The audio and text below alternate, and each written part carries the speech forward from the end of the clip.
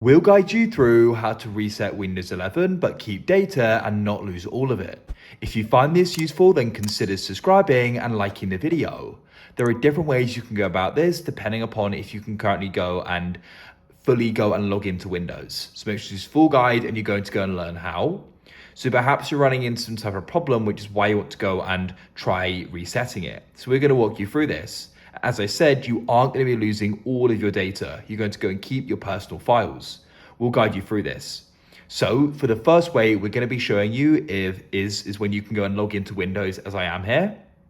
So if you're in the situation of where you can, what we can then do is we need to go and head to the settings. So you can go and press the Windows button at the bottom, or you can press the Start key and it will open up.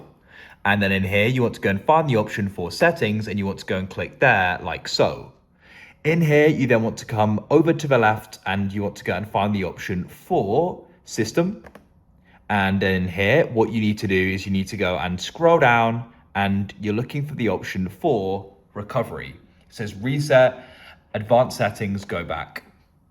Once you're in here, you need to come down to recovery options and you want to go and find reset this PC. So press it over to the right. You're then going to go and get this pop up here. So it says choose an option. You can go and keep my files. So this will remove apps and settings, but keeps your personal files or remove everything. So we're going to go for this top option up here. So we are lose apps and settings, but keep our personal files, which is good. So as I said, we're keeping data and not all of it's going. You can choose how you want to go and reinstall Windows. So you can go and do it via cloud download or local reinstall.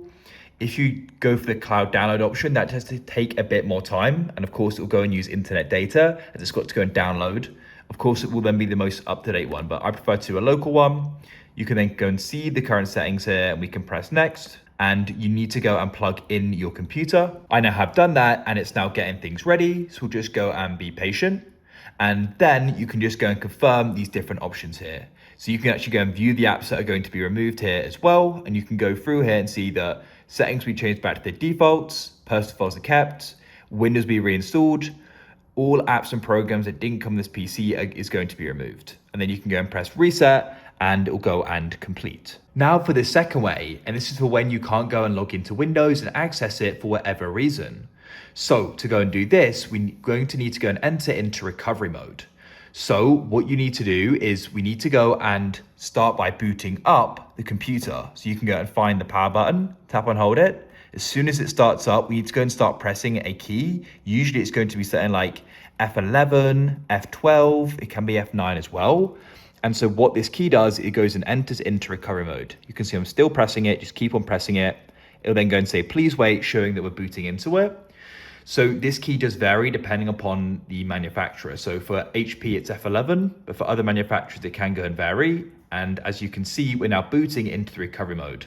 So you may need to go and find out the key, but usually it's one like F9, F11, F12, but I do know it can be another F key as well. So once you've got to figure that out, you can find that out online. It's really simple. You can just search for it and by the manufacturer of your device. This will then go and boot into the recovery mode.